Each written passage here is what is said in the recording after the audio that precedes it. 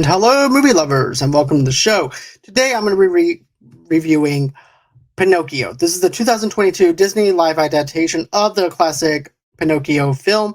This movie, of course, stars Tom Hanks. This is also directed by Robert Zemeckis, and the Blue Fairy is also played by Cynthia Everett. I'm sorry if I'm butchering that, and of course Joseph Gordon-Levitt as Jiminy Cricket. So what I have to say about this is a lot of people are saying, well, this is a horrible movie for a live action adaptation by Disney. Some people are calling it trash and stuff like that. But within the first 23 minutes of setup, I do have to say is the best 23 minutes that you actually get to spend with this film.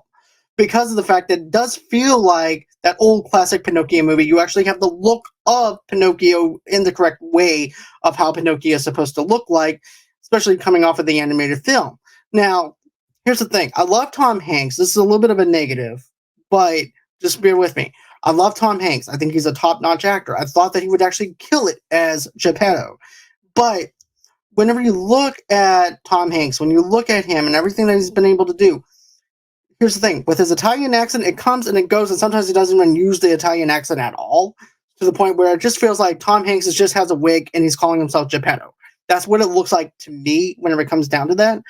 But as far as the storytelling goes with the Blue Fairy and then the chemistry with Jiminy Cricket and Pinocchio, it actually works. Joseph Gordon-Levitt does a fantastic job of playing Jiminy Cricket. I definitely love that. And then, of course, like I said, the whole entire build-up of the very first 23 minutes is exactly why you would want to go see a Pinocchio movie.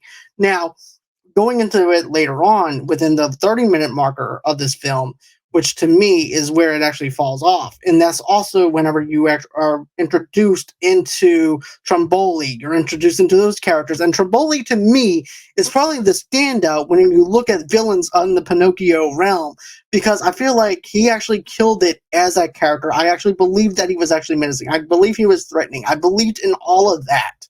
And also, too, he also had the Italian accent. He never once slipped up where he didn't use the Italian accent or anything like that either. I felt like he was actually the most haunting and daunting part of that movie. And of course, you have, Mr.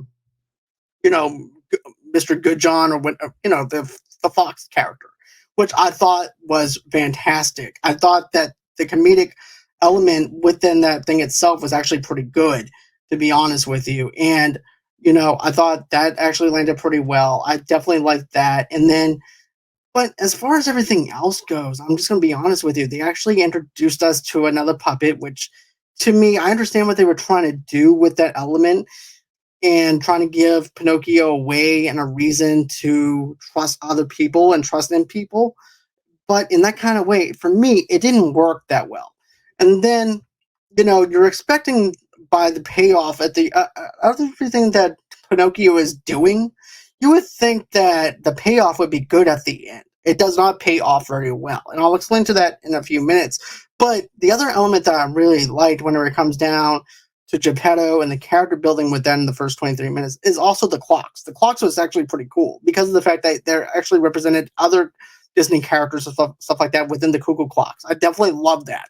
And then, of course, it shows Geppetto clocks again, which makes me think that maybe they did go on ahead and he sold his clocks to the island that Pinocchio and his friends were on at that time, and now they're smashing clocks. And then Pinocchio winds up thinking, oh, wait, this is actually wrong.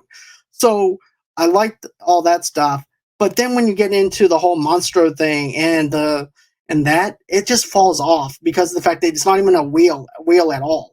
It's just a sea monster. I'm like, wait a minute here. I didn't like that. I don't understand why they changed that up because there was no need of changing that up into a whale. Even if, for example, you have Tom Hanks that actually mentions the fact that, oh, I was swallowed by a whale. Then all of a sudden they said, no, you were swallowed by a sea monster. Even whenever they do like a tip of the hat kind of thing, usually sometimes it works, sometimes it doesn't.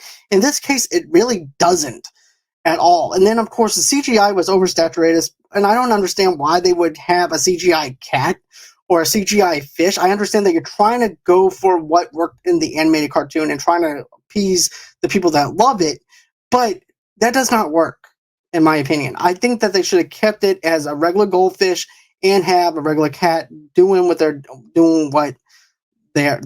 I think that's what they needed to do. So that's where it falls off on that part. And then, of course, the other thing that I didn't like like I mentioned, and was this the payoff. The payoff at the end, everybody knows in Pinocchio, he becomes a real boy. And this one, they make him go through all this crap within one day of him trying to tell the truth, trying to be honest, trying to not be selfish, and trying to teach him life lessons within one day. And they throw all that at him, and he conquers every single bit of it, like he did in the animated cartoon, but he does not turn into a real boy at the end of the film. That is, to me, is the main thing. And I'm like, okay, I feel bad for Pinocchio right now because he went through all this other stuff and he doesn't even get to be a real boy. Instead, you leave it open-ended. I'm like, what's up with that, Disney? I mean, come on. I understand that this is not Beauty and the Beast or anything like that, where Beauty and the Beast was actually a fantastic live adaptation. And then I didn't even care for The Lion King. I felt like they were actually lifeless, if you think about it, in the facial structures and things like that with that live adaptation. I did not really care for The Lion King, but I do like the Pinocchio movie for animated. So I figured that this would actually be really good. It just falls off for me personally as far as a live adaptation. So tell me what you guys think. Did you like Pinocchio? What did you like about Pinocchio? Comment below. Don't forget to smash that like button if this is your first time seeing my channel. Check out some of the other videos I have here at Movie Lovers Unite as well. But yeah, that's going to be it as far as this review goes.